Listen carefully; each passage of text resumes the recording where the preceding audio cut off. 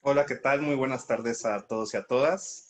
Muchas gracias por acompañarnos el día de hoy en este webinar acerca de un tema muy importante, integridad empresarial, y donde además tendremos doble cartelera, dado que primero haremos una presentación de unos documentos desarrollados en el Instituto Mexicano por la Competitividad, los pilares de integridad, documentos que tienen como objetivo dar una guía o material de referencia para las empresas que busquen diseñar o mejorar programas de integridad empresarial.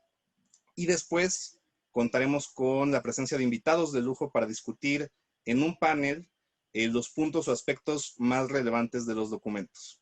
Una vez más, muchas gracias por estar con nosotros. Mi nombre es Pablo Montes, soy coordinador anticorrupción del IMCO. Y antes de comenzar, me gustaría hacer dos avisos importantes. Primero, esta sesión está siendo grabada. Y segundo, en caso de tener preguntas, por favor hacerlas a través del botón de preguntas y respuestas de la aplicación. Este se encuentra en la parte central y debajo de sus pantallas. Y debido a restricciones de tiempo, haremos una selección de las preguntas que serán contestadas al final, pero de todos modos tomaremos cuenta de las que se hagan para, si es necesario, dar respuesta a través de correo electrónico o después en otros formatos. Antes de comenzar con las presentaciones, me gustaría extender un agradecimiento especial a la Agencia de Estados Unidos para el Desarrollo Internacional, USAID México, ya que el trabajo y apoyo de todo el equipo de la Oficina de Integridad y Transparencia, dentro del equipo de la Oficina de Gobernanza, Derechos Humanos y Seguridad Ciudadana, fue vital para la generación de estos pilares de integridad, tanto en la guía y discusión técnica como en el financiamiento del proyecto. Entonces, muchas gracias a todo el equipo, desde Monique Murat, Jeremy Williamy, Mariana García, José Gil, todos fueron muy valiosos para el desarrollo de este trabajo. Y ahora sí, sin más preámbulo, me gustaría presentar y dar la palabra a Valeria Moy, directora general del IMCO, y a Rebeca Paredes, investigadora anticorrupción del IMCO, quienes comenzarán con la presentación de los pilares de integridad desarrollados por el IMCO. Valeria, adelante, muchas gracias. Muchísimas gracias, Pablo, y muchísimas gracias a todos por acompañarnos. Yo la verdad es que quiero dar una presentación muy breve, porque siempre que hablamos de la corrupción, se nos olvida que tiene muchas partes. La corrupción no es únicamente de un lado. La corrupción siempre hay alguien que corrompe y alguien que acepta ser corrompido. Y en ese sentido, creo que es bien importante entender estos lados de la historia, porque los controles no solo se pueden poner de un lado, se tienen que ir poniendo en todas las áreas en las que puede haber o hay propensión a que exista la corrupción o que haya simplemente la probabilidad de que exista corrupción. Lo que el INCO hizo en esta ocasión es ver la parte de corrupción, pero desde el lado de las empresas. ¿Qué pueden hacer las empresas para impedir o para frenar las prácticas de corrupción dentro de las mismas, para impedir que las empresas caigan en actos de corrupción en las diferentes áreas, porque las empresas, ya sabemos, tienen diferentes áreas, mandos medios, mandos altos, abajo, y hay diferentes riesgos de corrupción dependiendo de dónde se encuentren y del giro de la empresa. Entonces, yo voy a presentar muy rápidamente, porque en realidad los que tienen que hablar en esta ocasión son Rebeca Paredes, que es del INCO y obviamente experta en anticorrupción, y por supuesto nuestros invitados Fernando Sentíes, Karina Robles y Bárbara Marcen, que a ellos responde este panel. Entonces yo nada más daré una breve presentación, permítanme compartirles pantalla, lo haremos muy veloz. Ahí está. Bueno, algunos numeritos nada más para poner contexto. Todos hablamos, siempre sale como en las encuestas, que la corrupción es uno de los principales obstáculos para hacer negocios en México. Yo creo que es uno de los temas más costosos en términos de inversión y en temas reputacionales del país. Y sin duda lleva siendo un lastre durante los últimos muchos años, ya ni siquiera lo podemos contar. Por más que mejoremos en temas de percepción de corrupción, la corrupción sigue existiendo. El 41% de los directivos y empleados del sector privado considera que la corrupción y el soborno son el principal riesgo para el éxito de su organización. Hay incluso otros, y esto lo sabemos todos, que descuentan la corrupción, que saben que va a existir y en ese sentido toman las decisiones asumiendo que va a haber corrupción. Eso me parece todavía casi que peor. Los actos de extorsión y de corrupción están entre los delitos que más sufren las empresas en México. Esto es de acuerdo a la encuesta nacional de victimización de empresas que levanta el INEGI, es una gran encuesta. Y bueno, vean ahí la prevalencia, ¿no? La tasa de víctimas de delito por cada 10,000 unidades económicas, y la extorsión, que al final del día es un tipo de corrupción, y la corrupción en sí misma, pues están entre las principales razones, o por lo menos los principales delitos que las empresas manifiestan vivir en México. El costo de los sobornos pagados y reportados por las empresas mexicanas fue, y este es un dato de 2016, o sea que ya traemos un poco de rezago ahí, pero siempre estos datos traen rezago, que eso es lamentable, pero bueno, así con esos datos vivimos. 1.6 mil millones de pesos es un costo bien relevante, y también hay que pensar que no necesariamente es el dato más transparente que tengamos, porque pues es bien difícil conseguir cifras claras de corrupción. El costo de la corrupción afecta a todas las empresas sin importar su tamaño. Sabemos que en México la gran mayoría de las empresas, alrededor del 94% de las empresas, de acuerdo al censo económico que levantó el INEGI, el más reciente, el 94% de las empresas son microempresas, son entre 0 y 10 empleados por empresa. Entonces, estas empresas son víctimas de corrupción. Claro, a lo mejor podemos pensar es en un menor monto, porque claro, son empresas micro, son empresas muy pequeñas, pero al final del día son el 94% de las empresas en México. Entonces, ninguna empresa está libre de sentir estos actos de corrupción, y en ese sentido creemos que la corrupción ya es un fenómeno que abarca a lo largo y a lo ancho de la economía mexicana, y por eso es importante atenderlo desde la perspectiva de las empresas. Hay mucho trabajo en este sentido, hay convenciones internacionales, hay tratados comerciales. De hecho, el TEMEC es un tratado pionero en ese sentido. Es el primer acuerdo comercial que incluye un capítulo específico para prevenir actos de corrupción. De hecho, el capítulo del TEMEC se va a volver el estilo modelo de capítulos anticorrupción para los subsecuentes tratados comerciales. Y bueno, todos estamos en el sentido de que es un tema prioritario para fomentar el comercio y la inversión. Esto da transparencia y da claridad, mejora sin duda el ambiente de negocios de un país, y por supuesto es un factor bien importante para determinar el grado de responsabilidad de una empresa en un acto de corrupción. Sin embargo, a veces las empresas no saben qué tienen que hacer. Sobre todo, pensemos en una economía o en un país que tiene tantas micro y pequeñas empresas en las que pues les cuesta trabajo operar, y así les es todavía más difícil contar con orientación para tener políticas de integridad exitosas. El INCO en ese sentido desarrolló 10 pilares de integridad empresarial. Hoy vamos a presentar los 3 primeros, y estos son: el primer pilar es la integridad empresarial. El comienzo es ¿qué es esto? Cuando hablamos de integridad empresarial, ¿a qué nos referimos? El segundo pilar son los líderes de la integridad empresarial, quién debe de llevar la batuta en cuanto a integridad se refiere. Y el tercer pilar es, antes de implementar las medidas, tenemos que primero, o tienen las empresas que primero, evaluar los riesgos de corrupción que existen dentro de la misma empresa. Yo ya los dejo con esto. Me parece muy importante que Rebeca, investigadora anticorrupción del INCO, Rebeca Paredes, sea tan amable de explicarnos y desarrollarnos qué se trabajó, a qué se refieren estos pilares de integridad empresarial. Muchísimas gracias. Gracias, Rebeca. Gracias, Pablo. Y por supuesto, gracias a todos los que nos están escuchando. Muy bien. Gracias a ti, Valeria, por esta introducción. Y bien, les comparto mi pantalla.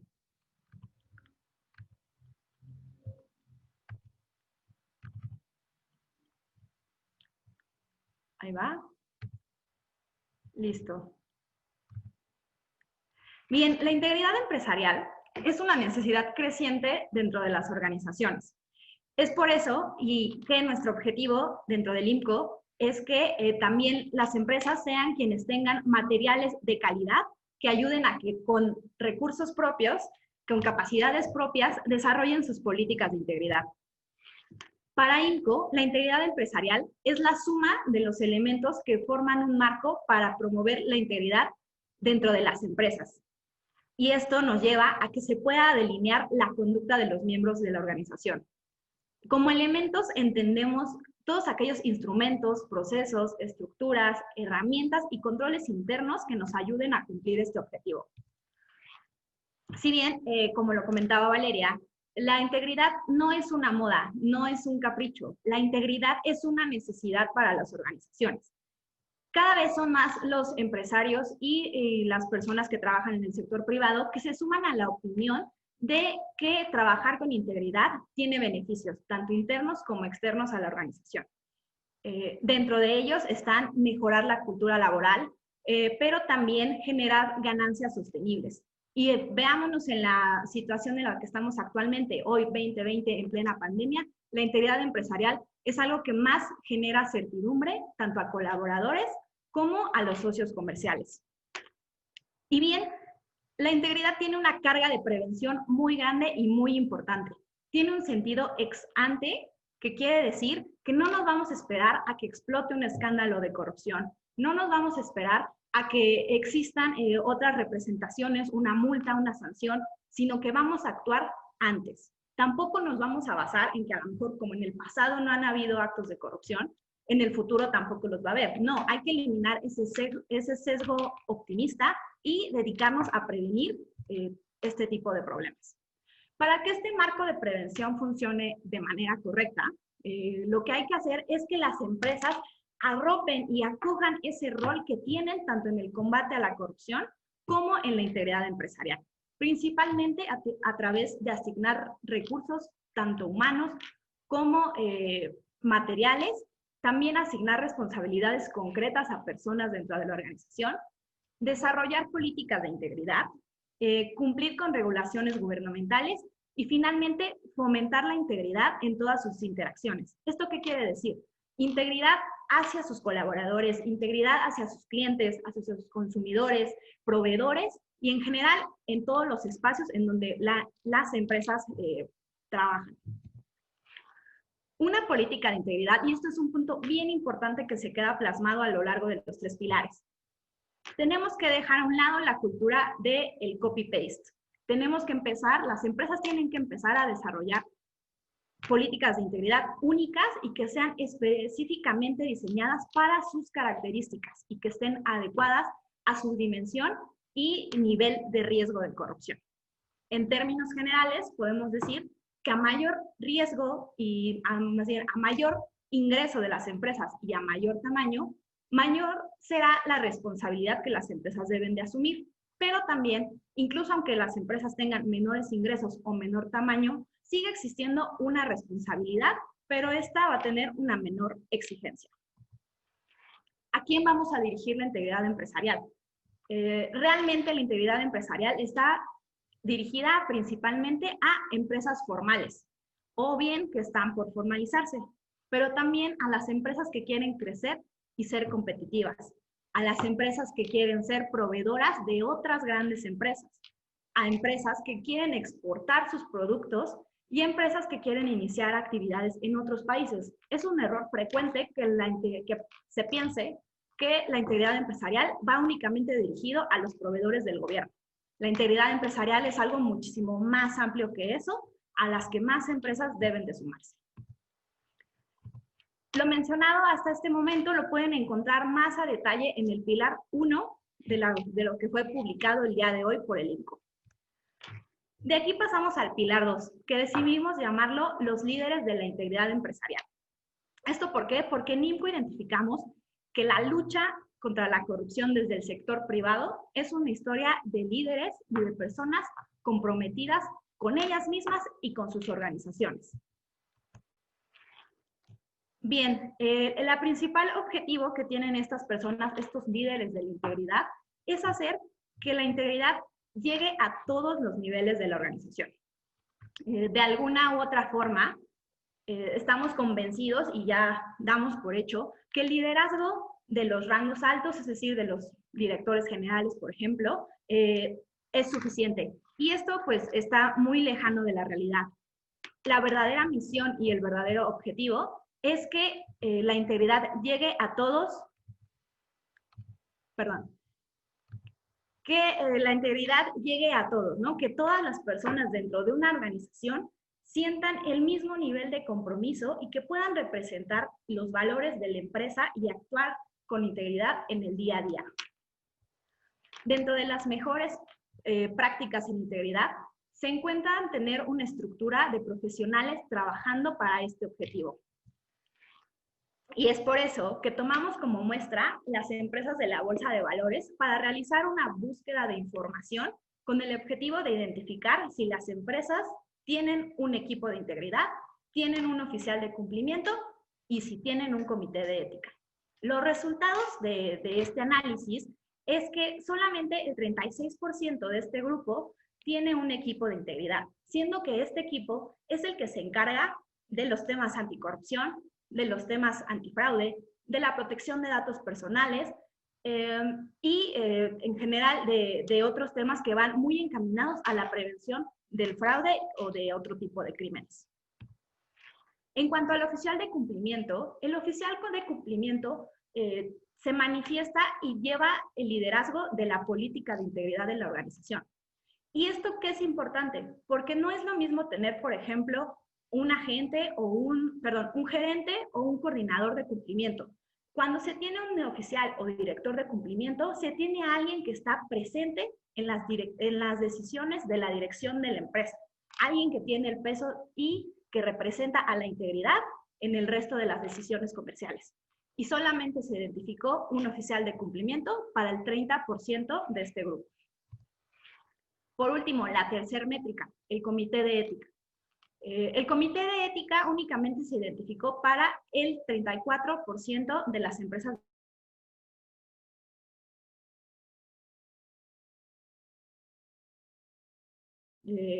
por ley obligadas a tener. Este es un comité distinto que va a evaluar diversas controversias que surjan de violaciones o denuncias a los códigos de ética. El tener un comité de ética, de alguna u otra forma, garantiza que se tengan decisiones más democráticas y transparentes dentro de una organización y que a la vez la organización se pueda alejar de tomar decisiones de manera arbitraria.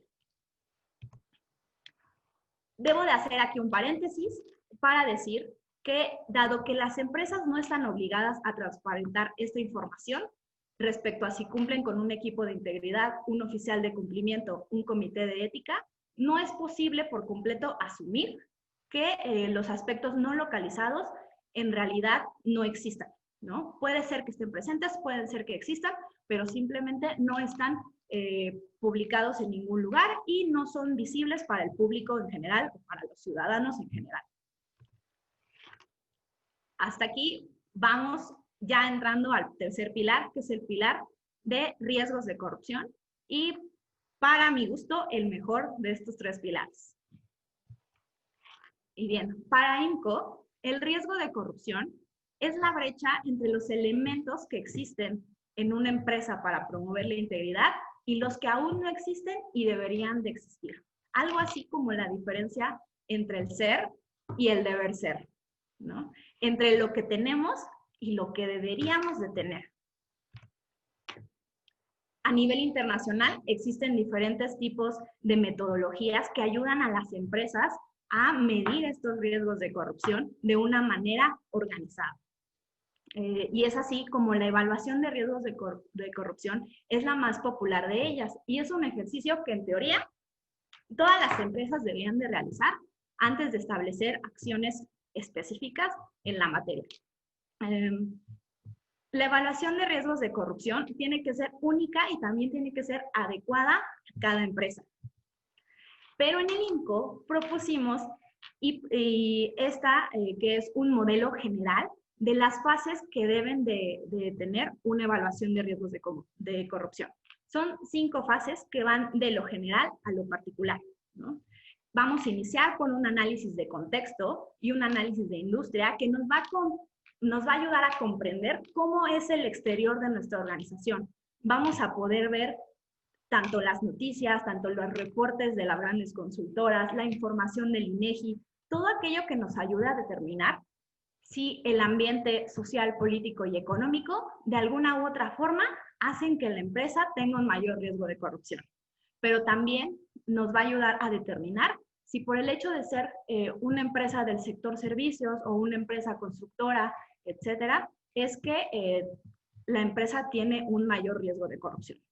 De aquí nos brincamos porque también la evaluación de riesgos de corrupción necesita incluir una fase de análisis de negocio y una fase de análisis de procesos que tienen alto riesgo de corrupción.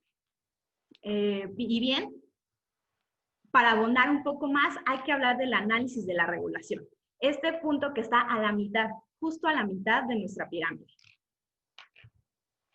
Otro de los principales objetivos de estos pilares de la integridad empresarial es mandar el mensaje de que las empresas no deben delimitarse a cumplir con las leyes y con las regulaciones. O sea, realmente limitarse únicamente a lo que dice la ley nos hace de facto estar lejos de lo más competitivo que hay en el mercado.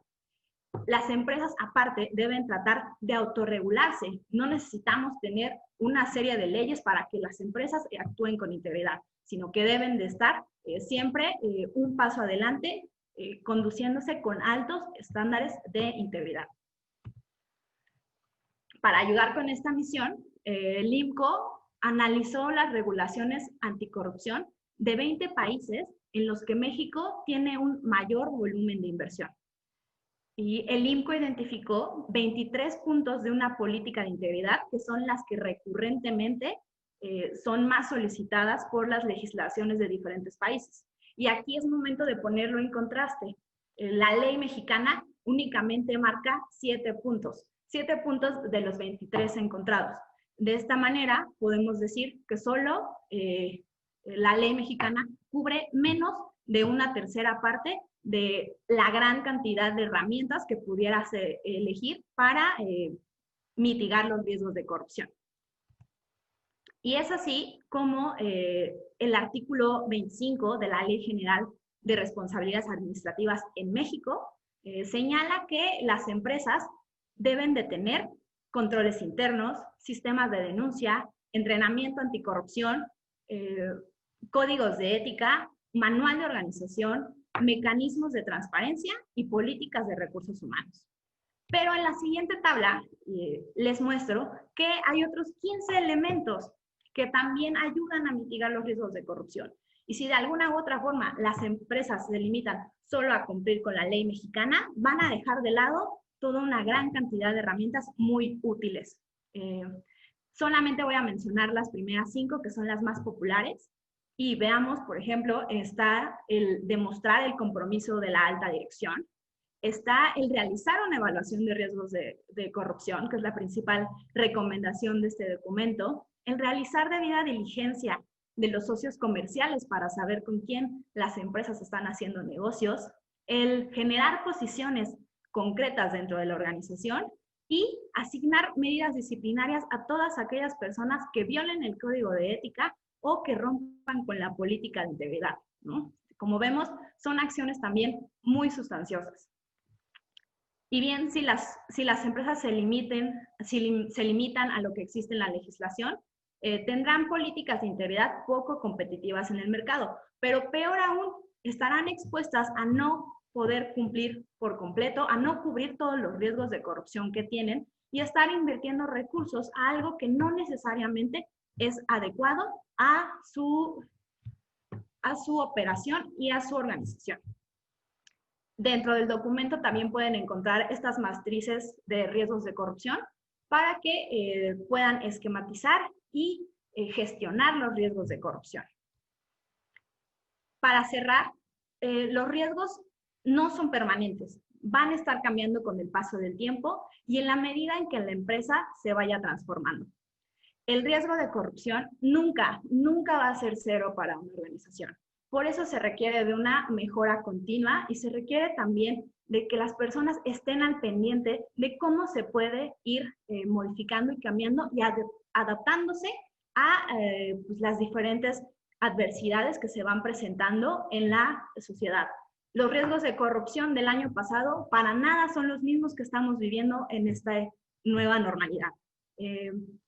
Me despido agradeciéndole nuevamente a USAID por el apoyo en la realización de este proyecto, agradeciendo también a los ponentes que aceptaron la invitación, a todas las personas que de alguna manera u otra nos brindaron apoyo y retroalimentación para la realización de este proyecto, y a los equipos de comunicación del INCO y sobre todo al equipo anticorrupción por todo el apoyo. Muchas gracias, Rebeca, por tu presentación. Les recuerdo a todos los participantes de este webinar que los documentos están disponibles en nuestra página de internet www.inco.org.mx y también los pueden encontrar en diversos posts de redes sociales. Para profundizar el contenido de estos elementos y hacer una charla pues más amena y general respecto a la importancia de los puntos de la integridad empresarial que deben de seguir las empresas, me da muchísimo gusto de presentar a nuestros panelistas. Empiezo con Karina Robles Acosta. Ella es directora asociada de Control Risks México.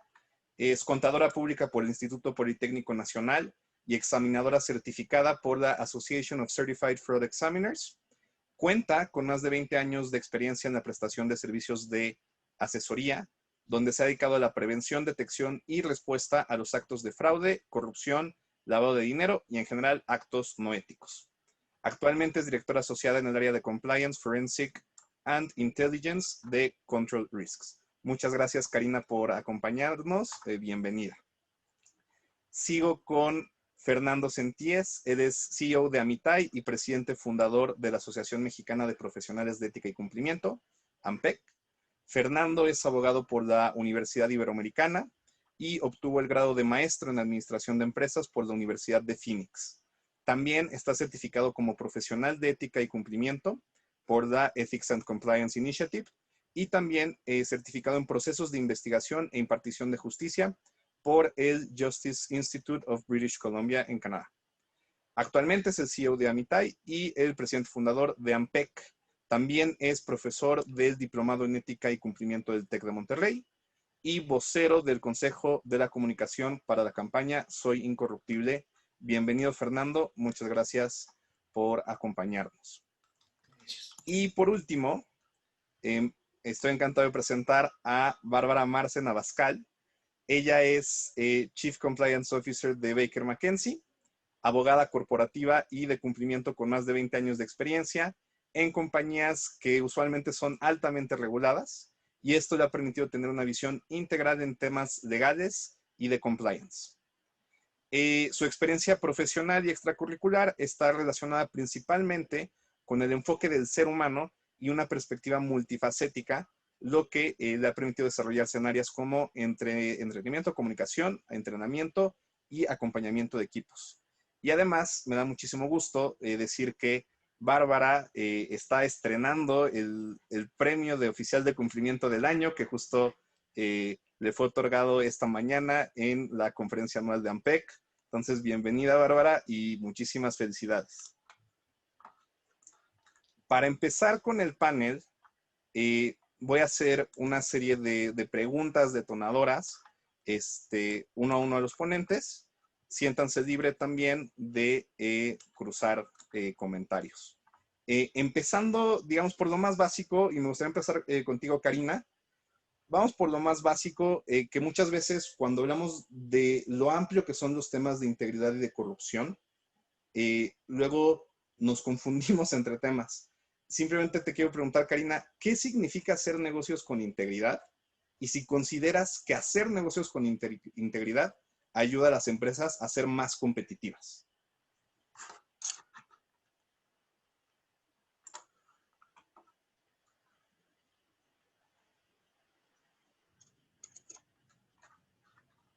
Creo que estamos teniendo un problemita con Karina. Si no, entonces pasamos contigo, Fernando. Justo quería que esta fuera la pregunta detonadora. ¿Por qué hacer negocios con integridad? ¿Qué significa y en qué le ayuda a una empresa? Fernando, muchas gracias. Hola, Pablo. Gracias por la invitación. Mira, la historia nos ha enseñado que las empresas que no actúan con integridad parecen tener una ventaja competitiva en el mercado, pero a mediano o largo plazo les cuesta muy caro, y de ahí la frase de que el cumplimiento es costoso, pero el no cumplimiento es más costoso. Trabajar con integridad en una empresa, tener controles, tener un programa de integridad con filosofía ética, liderazgo ético, entre otras cosas, ayuda a reducir riesgos para la empresa, ¿sí? Y eso es algo obviamente muy importante porque hemos visto casos donde las empresas han sido dañadas en su patrimonio y en su reputación por falta de integridad. Pero también abren oportunidades porque las empresas, entre otras cosas, se vuelven más sustentables a través del tiempo cuando son íntegras, aun cuando parecieran tener una desventaja competitiva por ser íntegras en el corto plazo. Vemos y está demostrado que las empresas que son íntegras tienen mucha más probabilidad de permanecer en el tiempo. Pero además, estas empresas que promueven esas culturas al interior de la empresa se vuelven mejores empleadores, atractivos, hacen employment branding y todo el mundo quiere trabajar en ellas, pero también todo el mundo quiere ser sus proveedores y todo el mundo se vuelve incluso un buen cliente. Es decir, las empresas empiezan a ver ese favoritismo, esa preferencia tanto de proveedores como de clientes y potenciales colaboradores empleados de trabajar con ellas. Entonces, aunque a veces pareciera que la integridad puede ser una carga más que un beneficio, repito, la historia está plagada de casos que demuestran que la transparencia es un buen negocio. Muchas gracias, Fernando. Y pues sí, siempre está, y lo platicábamos incluso un poquito antes de iniciar el webinar, que siempre está este equilibrio que se tiene que buscar entre no ser o hacer burocracia de más o procesos de más, pero entender que también invertir en integridad, invertir en hacer negocios con integridad, es algo que al final le conviene a las empresas. Y ahorita mencionabas, Fernando, que los costos de no meterse a la integridad y de no estar, digamos, siguiendo la regulación o teniendo estos mecanismos de prevención, pueden ser muy costosos. Entonces, Rebeca, me gustaría preguntarte cuáles son estos costos o qué tipos de costos enfrentan las empresas cuando no tienen sistemas de integridad adecuados. Sí, realmente cuando no tienen sistemas de integridad adecuados y llega de alguna u otra forma la sanción o estalla el escándalo anticorrupción, más bien el escándalo de corrupción, enfrentan a diversos costos. El principal de ellos pues puede ser la multa, la sanción, que es muy tangible y que dependiendo del gobierno que le imponga puede ser una sanción muy, muy grande o puede ser una inhabilitación o incluso ser cárcel para algunos de los funcionarios. Pero también hay un costo financiero. ¿Esto qué quiere decir? Que si las empresas están cotizando en la Bolsa de Valores de México o de otros países, después del escándalo, esas cotizaciones de sus acciones van a bajar y van a representar una pérdida al patrimonio de toda la empresa. Y también tenemos el costo reputacional. El costo reputacional es algo muy parecido, y hay que mencionar, a la empresa de Odebrecht, que actualmente cambió de nombre, cambió de organización y tuvo que hacer una reestructuración general solo para mejorar su reputación y su imagen. Los costos de litigios, los costos por investigaciones y a la lista se le van sumando más cosas que hacen que por no prevenir la corrupción le cueste muchísimo a las empresas. Y sin duda alguna, también el costo de, pues digamos, en términos de invertir a la innovación, de invertir a la mejora de calidad de los productos. Al final de cuentas, si una empresa termina basando sus operaciones en arreglos, en acuerdos oscuros, turbios, pues ¿qué va a pasar cuando llegue un mejor postor, ¿no? Eso es sin duda, siempre es mejor invertir en la calidad de los procesos y en la calidad de los productos que buscar darle la vuelta. Regreso contigo, Fernando, porque un aspecto importantísimo es convencer a la empresa que el área de integridad es importante y que también los directivos tienen que estar mostrando la importancia de las actividades de integridad, lo que muchas veces llaman tone at the top, ¿no? Entonces, ¿cómo puede una empresa, más allá de tener un código de ética, más allá de tener ciertos controles, pasar el mensaje a todos sus empleados y también a los terceros y a los proveedores de que la integridad es la manera de hacer negocios en una empresa. Sí, mira, efectivamente, hay muchas empresas que han entendido que la integridad no solo es una necesidad, es una buena inversión. En aquellas empresas que todavía no están convencidas, y lamentablemente es un gran porcentaje de empresas que implementan programas de integridad solo porque se los exigen sus clientes, que podrían ser grandes empresas o gobierno. Esas empresas normalmente lo que hay que hacer, y creo que es una labor del oficial de cumplimiento, un trabajo interno dentro de la empresa, es convencer a la alta dirección de, como ya lo comentamos, de que no hacerlo puede tener grandes costos, que es una inversión y es una inversión muy rentable. Entre otras cosas, como hablábamos, por ejemplo, de empresas pequeñas y medianas, vimos en la presentación que hizo Rebeca que las empresas que proporcionalmente a sus ingresos pagan más por los costos de corrupción o los casos de soborno son las empresas medianas.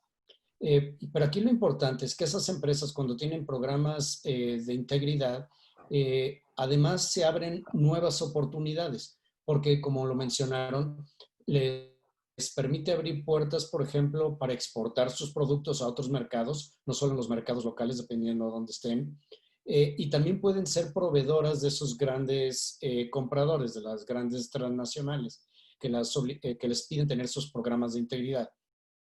Pero tiene muchos otros beneficios. Por ejemplo, promover una cultura de integridad dentro de la empresa que genera además mayor engagement de los empleados. Entonces, pero hay que hacer esa labor de venta. Los directores tienen que entender que si el programa de integridad se implementa por necesidad y ellos no están a bordo y no están comprometidos, el programa va a fracasar sin duda alguna, porque no puede funcionar sin el apoyo de la dirección general. Por poner una analogía, sería como un gran barco que tratáramos de llevarlo a buen puerto sin la voluntad del capitán. Entonces, el tone at the top, el liderazgo ético, es un requisito indispensable y sine qua non para que un programa de integridad funcione, porque se podrán tener los documentos con los valores definidos, una gran cantidad de políticas que probablemente no se aplican y no sirven para nada. Al final del día, si llegan a tener un problema y viene una investigación, de nada les va a haber servido todo lo demás si no pueden demostrar la buena voluntad de la empresa, empezando por la dirección general. Muchísimas gracias, Fernando. Y creo que este tema me deja en bandeja de plata la siguiente pregunta para Bárbara. Sé, Bárbara, que tú eres una gran entusiasta de no una política de integridad, sino de una cultura de integridad, ¿no? Entonces, una vez que digamos, la alta dirección empieza con las acciones, se diseñan los programas, ahorita decía Fernando, ¿cómo lo hacemos para que no quede en papel? Sino que todos los empleados, que también los proveedores y terceros entiendan que la empresa es íntegra y que basen sus acciones en ella. ¿Qué maneras de entrenamiento o qué tipo de técnicas o herramientas son útiles para hacer una cultura de integridad? Muchas gracias, Pablo. Creo que es una excelente pregunta porque es complicado, es muy complicado cuando hablamos ya de este punto de los programas que es la creación de culturas, ¿no? Y ahí me encantaría hacer un parteaguas y una pausa, porque leyendo los documentos que ustedes estuvieron preparando de estos pilares, que ahorita tenemos el lanzamiento de estos 3 que están increíbles, platicaba y leía un punto, ¿no? Y retomando el punto que está diciendo Fernando Sentis, de obviamente tener el apoyo y el apoyo, pues obviamente del liderazgo de la compañía. Yo leía en estos documentos una palabra que me llamó mucho la atención.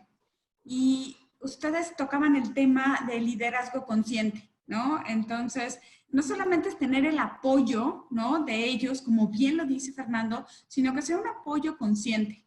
Si no tenemos este apoyo consciente de parte de los líderes de la organización, notoriamente lo que va a suceder es que no van a ir ayudando a que se permee todo lo que se tiene que permear.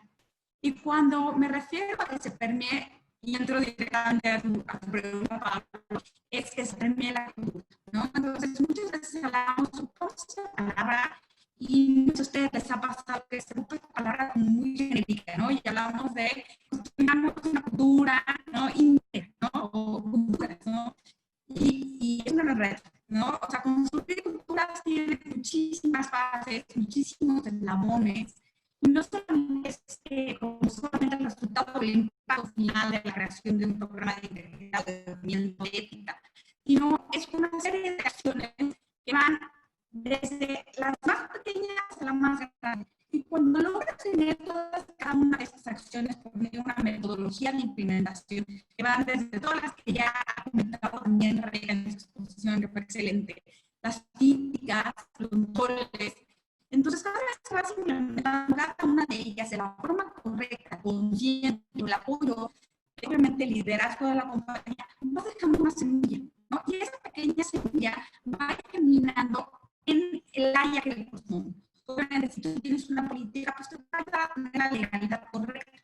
Y si tienes el control, pues va a tener esa posibilidad de darte hasta la palabra a controlar determinadas acciones. Esto se ocupa también de entrenamientos que ahora se están viendo muy complicados porque tenemos estas acciones la tecnología, pero más que entrenamientos, ¿no? Y entrenar es generar los mecanismos junto a la gente de recursos humanos, operaciones, para que la gente viva este tipo de culturas, ¿no? O sea, que puedas, a lo mejor, se me ocurre un ejemplo, ¿no? Que puedas, si tú estás en el retail, que ahora te hagan entrenamiento para hacer tus acciones en el retail o cualquier otra industria, que tu acción ya venga inmersa con la conducta correcta que se espera de ti en el ámbito ético, de responsabilidad, de cumplimiento, y que todas estas, es una labor mucho más grande, ¿no? Porque obviamente tienes que hacer una planeación y hacer programas donde si una persona le toca hacer el pan, ¿no? Vamos a pensar en un retail que le toca hacer el pan, pues entonces que él ya sepa en el mismo entrenamiento que para hacer el pan tenemos que cumplir con las normas de seguridad de higiene, y entonces tengo que traer a lo mejor las caretas o los guantes o lavarme, y aparte viene inmersa también la parte de mi profesión o del rol que tengo que desempeñar, ¿no? Entonces creo que si nos ponemos un poco más creativos y vamos un paso más adelante en la generación de culturas, aparte de los otros elementos que ya no sabemos, que son las políticas, controles y todo esto, pero hablando meramente de la parte del entrenamiento, tiene que estar adentro, ¿no? Creo que ya esta parte en donde el compliance officer daba su entrenamiento y platicaba de la anticorrupción y platicaba de la privacidad de datos separada del proceso y del negocio, pues no es la tendencia que tenemos que tener en el futuro, ¿no? Entonces tenemos que meternos a esta cuestión, contratar a las personas que a lo mejor ellos saben hacer este merge entre estas dos opciones y pues obviamente dar un paso adelante, ¿no? Es una cuestión de entrenamiento y de comunicación. Alguna vez se lo oí a una muy buena amiga, ¿no? Los comunicadores no somos nosotros los compliance officers, sino todos y cada uno de los líderes de la organización, y por lo tanto el mensaje tiene que estar bajado también por todos los líderes de la organización porque va a estar inserto en el negocio mismo, ¿no? Entonces, bueno, son algunas ideas y muchas gracias, Pablo. No, gracias a ti, Bárbara. Y siguiendo en esta línea de cómo crear estos mecanismos, estos entrenamientos, estas políticas, muchas veces la integridad empresarial se entiende como algo muy grande o solo para las empresas grandes. Me gustaría preguntarte, Karina, una empresa pequeña, una pyme, un startup, ¿también tiene que desarrollar políticas de integridad o no? Y si sí, ¿hasta qué punto?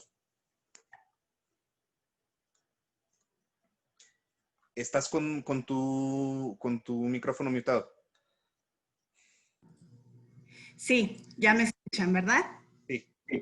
Sí, pues claro que sí. O sea, como se hablaba en un inicio, todo tipo de organización pues tiene que estar pues en este tema de la prevención de actos de corrupción. No importa si es una compañía pequeña, si es una compañía mediana, si es una compañía grande, si es una microempresa. O sea, todas deberían de estar, o deberíamos de estar poniendo el empeño para poder reunir las herramientas necesarias para luchar o para combatir estos actos de corrupción.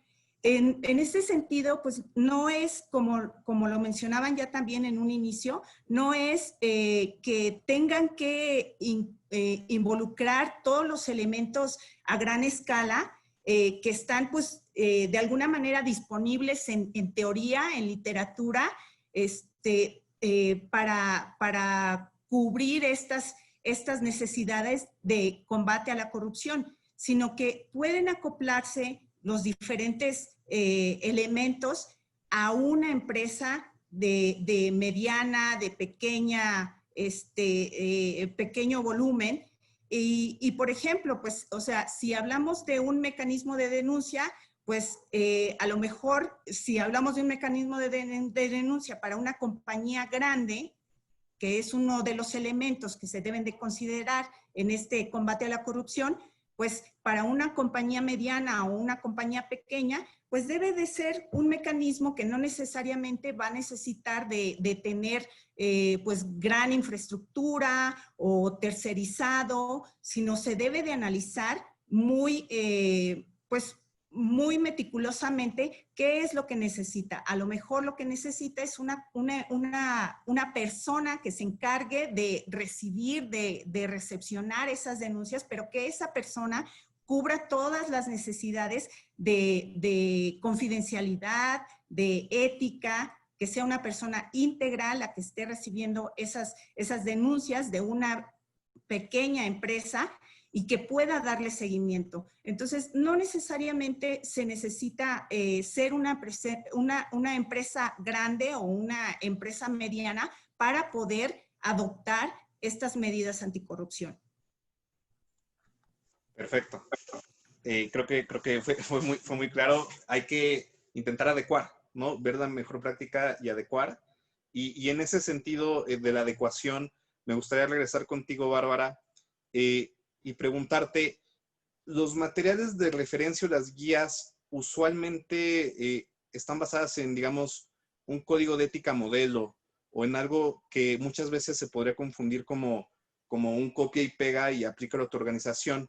Y a mí me gustaría entender, en este aspecto de desarrollar una cultura de integridad, ¿qué tan importante es adecuarlo a las características de cada empresa? Y si una política en una empresa, la misma va a ser igual de exitosa en otra. Yo creo que ese es un gran tema el que estás tocando, porque muchas veces al ser tan complicado y complejo la implementación de culturas de integridad, tratamos de buscar alguna guía, ¿no? Tratamos de buscar una guía que nos ayude no solamente a resolver los conceptos, ¿no? Porque muchas veces en las pláticas platicamos de estos conceptos, pero también lo que estamos muy ansiosos de encontrar es algo que se aterrice mucho más a la realidad. Si en esas guías nos pueden ayudar a ver cómo hacer un control, ¿no? Que al final del día que te va a ayudar muchísimo a tener pues esta ejecución de tu programa. Y yo creo que las guías, ¿no? Y tenemos muchas guías y muchísimas regulaciones que por lo mismo, que a lo mejor muchas veces nos ayudan en procesos de certificación, nos pueden ayudar a tener referencias. Sin embargo, tal cual lo que tú dices, que creo que es sumamente importante, lo primero que tenemos que estar claros, y por ahí debemos de empezar todos los que nos dedicamos a la integridad y al compliance y a la ética y a la responsabilidad, es comprender el negocio donde estamos parados. Y cuando digo comprender, realmente es comprender, ¿no? Porque muchas veces decimos, yo ya pedí un organigrama y ya comprendí que hay sistemas, hay ventas, hay marketing.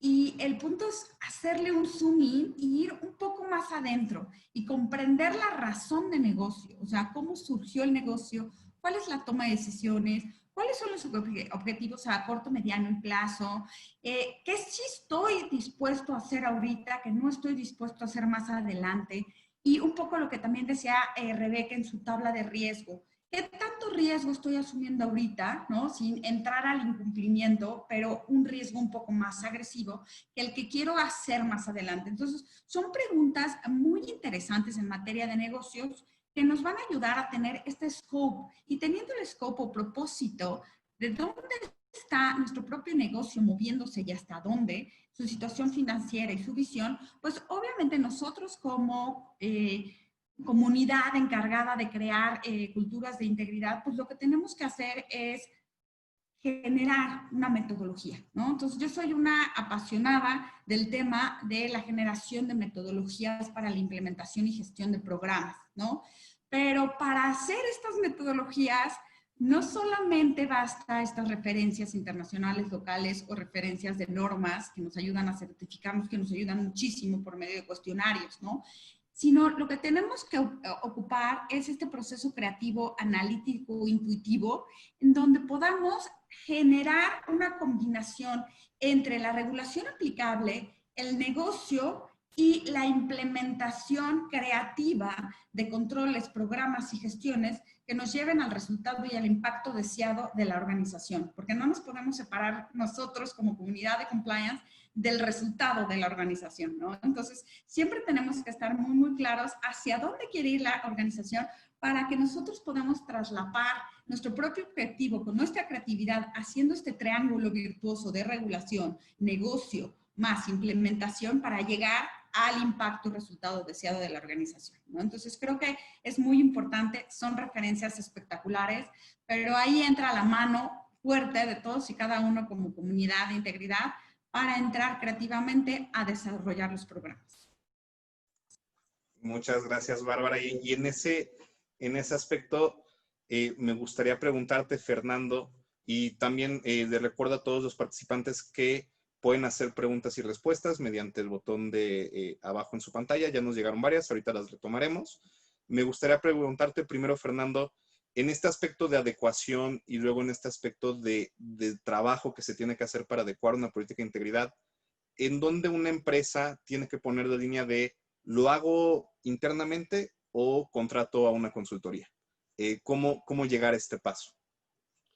Mira, es muy buena pregunta porque es muy común, como mencionó Bárbara, que las empresas, sobre todo pymes, en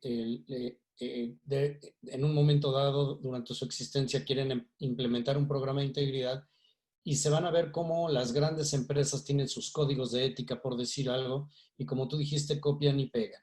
Eso es un grave, grave error. ¿Por qué? Porque esos programas, como ya lo mencionó Rebeca, Karina, tienen que estar directamente relacionados con tus riesgos, como lo dijo Bárbara, a tu negocio, etc. Ahora, ¿cuándo debes de saber si lo debes de hacer internamente o no? Creo que eso va a depender de que tengas los recursos a la mano para hacerlo. Es decir, vamos a pensar en las pymes, que son las que normalmente no tienen los recursos financieros y humanos para implementar un programa de integridad desde cero. Entonces, hay muchos recursos gratuitos de organizaciones que altruistamente han puesto muy buenos recursos, sobre todo para pymes, para que puedan iniciar ese proceso que puede iniciar desde la redacción de un código de conducta. ¿Cómo hago un código de conducta? ¿Sí? Si las empresas no pueden hacerlo al interior, ni siquiera en lo más elemental, en lo más básico, o el costo sería muy alto porque tienen que dedicar gente que está haciéndose cargo del negocio, entonces lo mejor es pedir la ayuda de un consultor adecuado para ese tipo de empresas, pero que te pueda ayudar con experiencia, con conocimiento, a implementar ese programa de ética, ¿sí?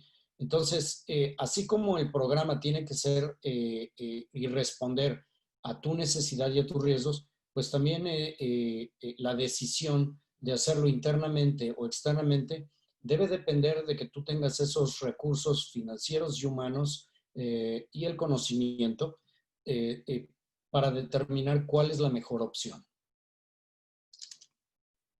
Excelente, muchísimas gracias, Fernando. Quiero aprovechar una pregunta que yo tenía en mi lista, pero que también acaban de poner en las preguntas del público. Juan Curiel pregunta si existen o cuántas metodologías existen de evaluación de riesgos. Y me gustaría pasarte la pregunta, Karina, simplemente para entender desde un inicio qué es una evaluación de riesgos, lo explicó Rebeca, pero qué tan importante es.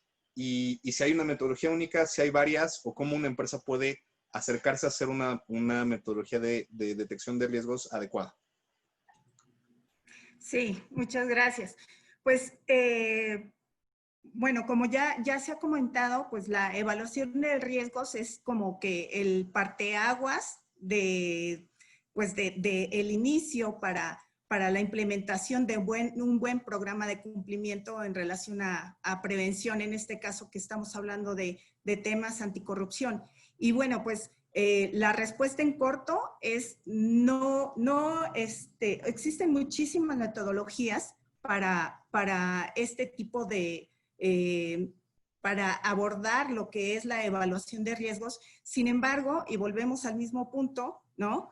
Se tiene que adaptar a cada compañía de que se trate esta metodología, ya que involucra pues un conocimiento previo del entorno en el cual se desarrolla, se desenvuelve la empresa, o sea, partiendo desde, por ejemplo, si se está hablando de una empresa que tiene mucha interacción con entidades gubernamentales o no tiene mucha interacción con entidades gubernamentales, si es una empresa muy grande, si es una empresa mediana, o sea, se tienen que tomar todos esos factores en consideración para luego determinar qué metodología se va a adoptar. Porque, como ya se ha mencionado, también Bárbara lo mencionó, pues sí, hay mucho material de ayuda, hay muchos tipos de metodología, pero que involucran a veces, no sé, ciertas medidas o ciertas características que no son para todo tipo de compañías, y que si uno decide adoptar una metodología en particular que ya está hecha, que ya está armada, puede significar pues una alta inversión de tiempo en entender, y porque a veces terminan confundidas las personas que están tratando de adoptar esa metodología, porque simplemente las medidas o los factores para medir pues no son los mismos, ¿no? Entonces se tienen que considerar un camino antes, un entendimiento de qué compañía estamos hablando, de cuáles son los principales contactos con entidades gubernamentales. Y aquí, bueno, pues a lo mejor estamos insistiendo mucho en este tema de entidades gubernamentales. En un inicio estábamos hablando de que la integridad abarca todo, ¿no? No necesariamente, pues vamos a hablar de corrupción con entidades públicas, sino también la corrupción hablando con entidades privadas. Entonces, en este sentido, pues se tienen que identificar, hacer ese ejercicio con las diferentes personas que están involucradas en estas interacciones que son de alto riesgo, para después detectar, o sea, porque lo primero que se hace pues es partir de en la organización cuáles son los procesos o cuáles son las actividades que tienen el mayor riesgo, y luego pues ahí meterse, ir a profundidad, hacer entrevistas con las personas involucradas en esos procesos, ver cuáles son esas interacciones de alto riesgo. Ya identificamos cuál es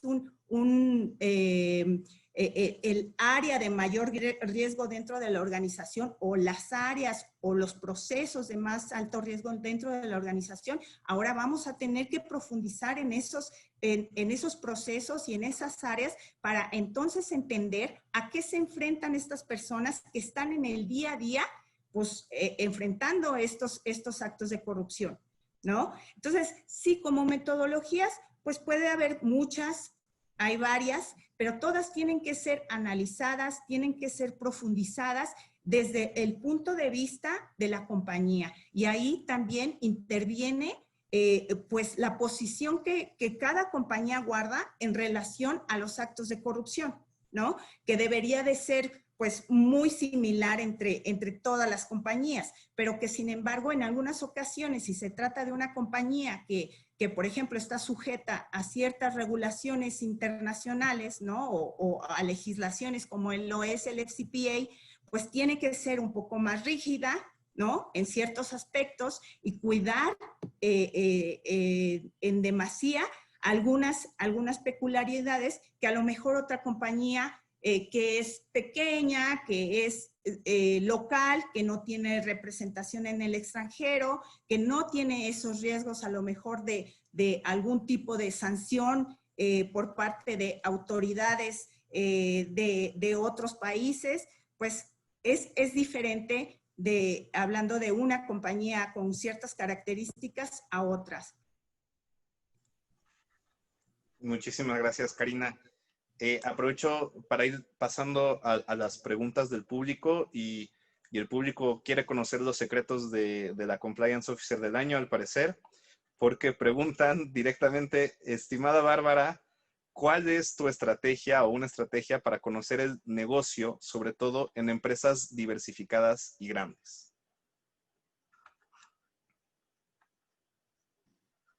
Gran pregunta, gran pregunta. Estaba escuchando que creo que se cortaba un poquito mi voz, no sé si ya me escuchan mejor. Ahorita te escuchamos bien. Ah, qué bueno, me hubieran dicho y hubiéramos hecho los ajustes técnicos, siempre es bueno. Les platico, yo creo que para poder comprender el negocio, ¿no? Y para saber el negocio, yo creo que Karina lo decía muy bien, o sea, hay que ir a hacer la visita de las 7 casas, ¿no? Por inicio, y pues tener claridad, ¿no? Claridad primero que nada, yo creo que lo primero que yo recomendaría, ¿no? Es, pues sí, hacer un escaneo general del negocio para saber cuál es el objetivo del negocio, hacia dónde va, ¿no?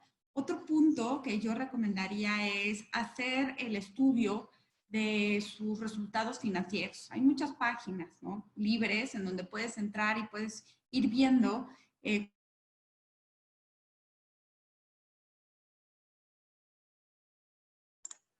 Te nos cortaste otra vez, Bárbara. Bueno, me parece, sí, te nos fuiste un poquito. En lo que regresa, me gustaría, Fernando, seguir con las preguntas del público. Y hay una pregunta muy específica, muy relacionada con el contexto actual. Perdón, Bárbara, te nos cortaste un poquito. Estoy pasando ahora con Fernando para hablar sobre los efectos económicos de la pandemia y qué recomendaciones hay para la implementación de una cultura de integridad ahora en esta nueva normalidad, pues donde es un trabajo distinto, cambia completamente la actividad de una empresa. Esta es una pregunta de Juan Velázquez. Sí, mira, yo creo que lo que tenemos que hacer y lo que todas las empresas de alguna manera están haciendo o empezando a hacer, y Karina lo mencionó y lo conoce muy bien, es nuevamente hacer tu análisis de riesgos. Es decir, esta nueva normalidad, el trabajar a distancia, los cambios en las relaciones laborales, etcétera, todos los cambios que han derivado de la pandemia, efectivamente traen nuevos riesgos que probablemente en tus análisis de riesgos anteriores no estaban presentes. Entonces, ¿qué es lo que deben de hacer las empresas nuevamente? Pues volver a revisar esos riesgos que esta pandemia ha traído y nuevamente volver a determinar qué controles tienen que implementar, nuevos controles tienen que implementar para reducir el impacto de esos riesgos. Ustedes mostraron esa matriz de riesgos por probabilidad de impacto. Entonces, una vez esos riesgos, empezar a implementar esos controles para reducir los riesgos.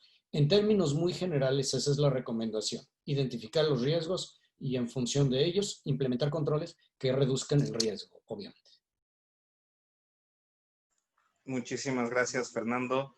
Me gustaría ir cerrando el evento y terminar con otra pregunta del público, en este caso para Rebeca. Se mencionó en la presentación que el riesgo de corrupción nunca iba a ser cero. En este sentido, ¿cómo se deben de atender los riesgos? ¿O por qué nunca se puede minimizar un riesgo? O en este caso preguntan si está bien entonces dejar pasar un riesgo. Sí, claro.